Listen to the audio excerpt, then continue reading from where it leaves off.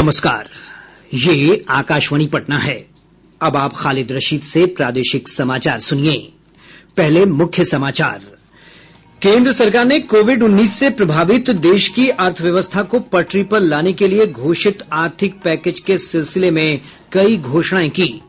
प्रदेश में आज कोविड-19 के 85 नए मामले सामने आए। संक्रमितों की संख्या बढ़कर 1118 हुई। केंद्रीय माध्यमिक शिक्षा बोर्ड सीबीएसई 10वीं और 12वीं कक्षा की बोर्ड परीक्षा की तिथियां सोमवार को जारी करेगा। और भारतीय मौसम विभाग ने मानसून के आगमन का शुरुआती अनुमान जारी किया। राज्य में मानसून 13 जून को दस्तक देगा। अब समाचार विस्तार से। केंद्र सरकार ने कोविड-19 से प्रभावित देश की अर्थव्यवस्था को पटरी पर लाने के लिए घोषित आर्थिक पैकेज के सिलसिले में कई घोषणाएं की हैं। वित्त मंत्री निर्मला सीतारमण और वित्त राज्य मंत्री अनुराग ठाकुर ने आज नई दिल्ली में संवाददाता सम्मेलन में आर्थिक पैकेज की चौथी किस्त की घोषणा करते हुए कहा कि इसके तहत आत्मनिर्भर भारत के निर्माण के लिए नीतिगत और संरचनात्मक सुधारों पर विशेष जोर दिया जाएगा। केंद्रीय वित्त मंत्री ने बताया कि 8 क्षेत्रों कोयला, खनिज, रक्षा उत्पादन, नागर विमानन, विद्युत प्रेषण कंपनियों, अंतरिक्ष क्षेत्र और परमाणु ऊर्जा पर विशेष ध्यान केंद्रित करते हुए ढांचागत सुधार किए जाएंगे। केंद्रीय वित्त राज्य मंत्री अनुराग ठाकुर ने कहा कि देश को कड़ी प्रतिस्पर्धा और चुनौतियों का सामना करने के लिए तैयार रहना होगा। राज्यों की रैंकिंग भी होगी, उनकी कितनी अट्रैक्टिव पॉलिसीज है कि इन्वेस्टमेंट के लिए, यानी कि निवेश के लिए कितनी आकर्षित करने वाली उनकी योजनाएं हैं, उसके ऊपर डिपेंड करेगा उनकी रैंकिंग को।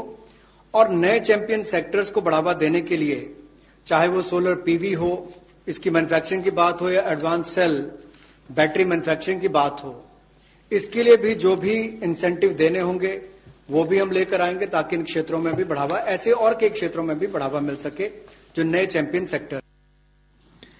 वित्त राज्य मंत्री ने राजस्व बंटवारे की प्रणाली के जरिए कोयला क्षेत्र में निजी क्षेत्र की भागीदारी की घोषणा भी की। श्री ठाकुर ने कहा कि इससे कोयला क्षेत्र में प्रतिस्पर्धा बढ़ेगी और पारदर्शिता आएगी। कोयला उत्पादन के क्षेत्र में आत्मनिर्भरता हमारी कैसे बने और केवल उतना ही कोयला बाहर से लाया जाए जिसकी आवश्यकता है, जो यहां पर उपलब्ध नहीं। दुनिया का दुनिया के पहले 3 सबसे बड़े भंडारण क्षमताओं में, जहां पर कोल ब्लॉक्स है, यानी कि जहां पर कोयला है, उसमें भारत आता है।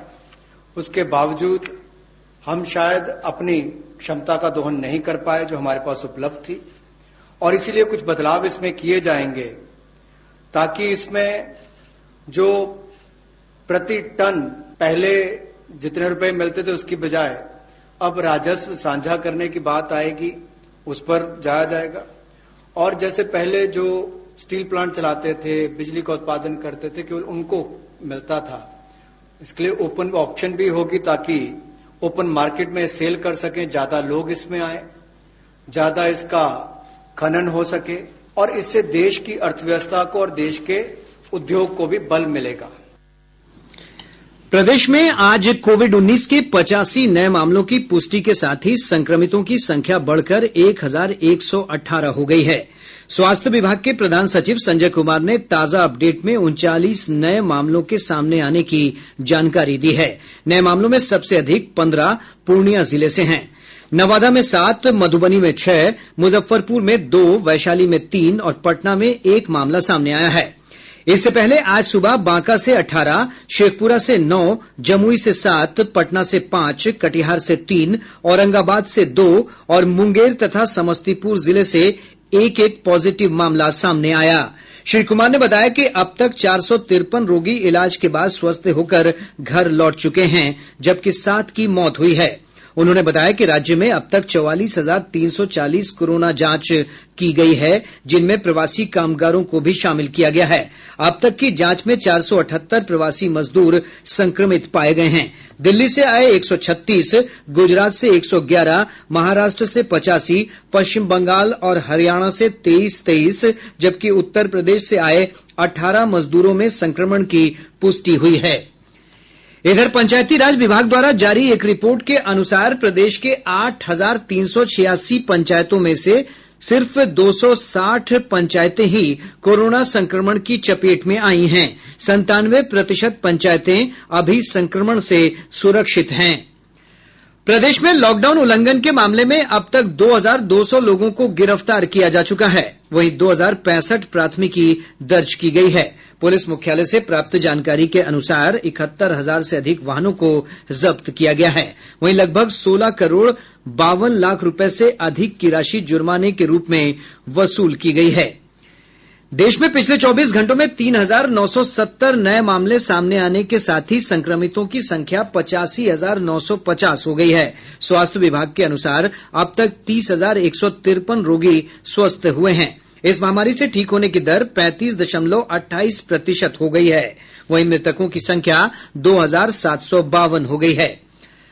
प्रदेश में प्रवासी कामगारों के आने का सिलसिला लगातार जारी है। आज 40 विशेष श्रमिक रेलगाड़ियां 60,167 प्रवासी कामगारों को लेकर राज्य के विभिन्न स्टेशनों पर पहुंची। राज्य सूचना और जनसंपर्क विभाग के सचिव अनुपम कुमार ने यह जानकारी देते हुए कहा कि कल भी 45 ट्रेन के जरिए 62,200 प्रवासी प्रदेश के विभिन्न स्टेशनों पर पहुंचेंगे। उन्होंने कहा कि अब तक 229 विशेष ट्रेनों के माध्यम से 2,83,000 से अधिक लोग बिहार पहुंचे हैं। सबसे अधिक 37 ट्रेन गुजरात से आई है।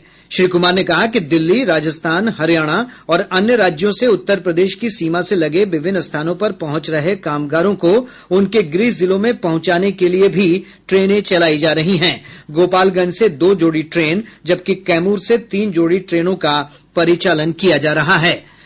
लॉकडाउन के दौरान विभिन्न प्रदेशों में फंसे कामगारों को उनके गृह राज्य तक पहुंचाने के लिए अब तक 1,074 विशेष श्रमिक रेलगाड़ियां चलाई गई हैं। ये ट्रेनें आंध्र प्रदेश, दिल्ली, गुजरात, हरियाणा, महाराष्ट्र, पंजाब, राजस्थान, तमिलनाडु और तेलंगाना समेत विभिन्न राज्यों से चलाई गई हैं। रेल मंत्रालय ने जानकारी देते हुए बताया कि पिछले 3 दिनों में प्रतिदिन 2 लाख से ज्यादा लोग इन रेलगाड़ियों से यात्रा कर रहे हैं। आने वाले दिनों में यह संख्या बढ़कर 3 लाख यात्री प्रतिदिन होने की संभावना है।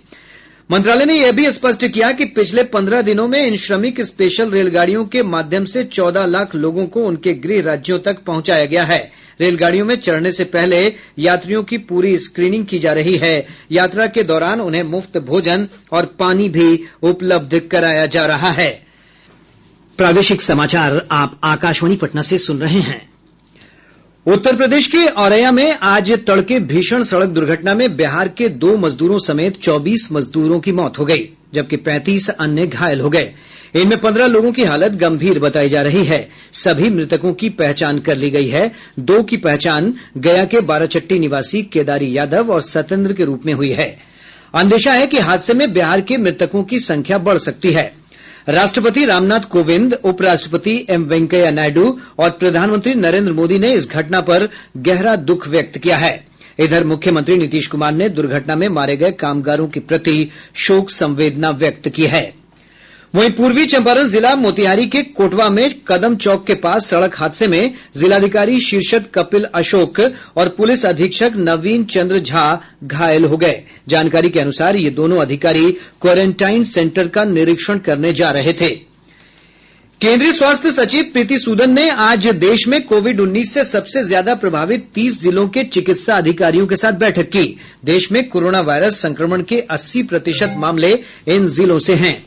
टेली कॉन्फ्रेंसिंग के माध्यम से आयोजित बैठक में कोविड संक्रमण को नियंत्रित करने की रणनीति पर विचार विमर्श किया गया। बैठक में वायरस के संक्रमण को रोकने के लिए किए जाने वाले आवश्यक उपायों का ब्लू प्रिंट तैयार किए जाने पर मुख्य रूप से चर्चा की गई। राष्ट्रीय क्षय और श्वसन रोग संस्थान में श्वसन विभाग के प्रमुख डॉक्टर रजनीश गुप्ता ने कहा है कि सुरक्षित रहने के लिए पूर्णबंदी अवधि में सबको घर पर ही रहना चाहिए। बुजुर्गों की विशेष देखभाल करनी चाहिए। जो भी उनकी मेडिकल इलनेसेस हैं, कोमॉर्बिडिटीज हैं, उनको हाइपरटेंशन है, जिनको शुगर की प्रॉब्लम है, they should take their usual medications, they should stay at home. Specially जो उनके अटेंडेंस है, उनको ये ध्यान रखना है कि दे शुड स्टे एट होम और उनको बाहर नहीं जाना है। अखिल भारतीय आयुर्विज्ञान संस्थान एम्स में जरा रोग विभाग के अध्यक्ष डॉक्टर ए.बी. डे ने कहा कि कोविड-19 महामारी ने वरिष्ठ नागरिकों पर विपरीत प्रभाव डाला है। उन्हें बार बार हाथ धोने, मास्क लगाने और घर पर रहने जैसी सभी सावधानियां बरतनी चाहिए। उन्होंने कहा कि वरिष्ठ नागरिकों को सकारात्मक रहना चाहिए और अपनी बीमारियों की दवाइयां जारी रखनी चाहिए। लॉकडाउन के दौरान सरकार की विभिन्न कल्याणकारी योजनाओं से आम लोगों में काफी खुशी है। प्रदेश के कुछ लाभार्थियों ने आकाशवाणी से बातचीत में कहा कि इससे उनका जीवन आसान हुआ है। मेरा नाम लड्डू महतो है। वैशाली जिला रामपुर असुरार के रहने वाले हूँ। प्रधानमंत्री जी की तरफ से 40 किलो अनाज भेटा है। हम लोग खा रहे हैं, घर में अच्छा से रह रहे हैं। महतो खुटाना निवासी। इस लॉकडाउन में मुझे सरकार द्वारा जनधन योजना के 500 रुपया मिला है। मैं सरकार को साधुवाद देता हूँ। मैं रामनाथ ठाकुर, ग्राम बीसी खुर्द, जिला रोहतास का निवासी हूँ। प्रधानमंत्री किसान सम्मान योजना की 2000 रुपये की राशि मुझे प्राप्त हुई है। कोरोना संकट में 2000 रुपये की राशि से मुझे बहुत मदद मिली है। अतः इसके लिए मैं माननीय प्रधानमंत्री नरेंद्र मोदी जी को हृदय से आभार व्यक्त करता हूँ। मानव संसाधन विकास मंत्री रमेश पोखरियाल निशंक ने कहा है कि केंद्रीय माध्यमिक शिक्षा बोर्ड सीबीएसई 10वीं और 12वीं कक्षा की बोर्ड परीक्षा की तिथियां सोमवार को जारी करेगा। इससे पहले ये तिथियां आज शाम जारी की जानी थीं। केंद्रीय मंत्री ने एक ट्वीट में कहा कि सीबीएसई परीक्षा की तिथियों को अंतिम रूप देने से पहले कुछ तकनीकी पहलुओं पर विचार कर रहा है। बिहार विद्यालय परीक्षा समिति ने अगले वर्ष होने वाली इंटरमीडिएट वार्षिक परीक्षा के लिए नियमावली में परिवर्तन किया है। अब अनिवार्य विषय में फेल होने पर भी छात्रों का रिजल्ट नहीं रोका जाएगा। बोर्ड के अध्यक्ष आनंद किशोर ने कहा कि अगले वर्ष की परीक्षा में अनिवार्य विषय में फेल होने पर अतिरिक्त विषय का अंक उसकी जगह जोड़ा जाएगा।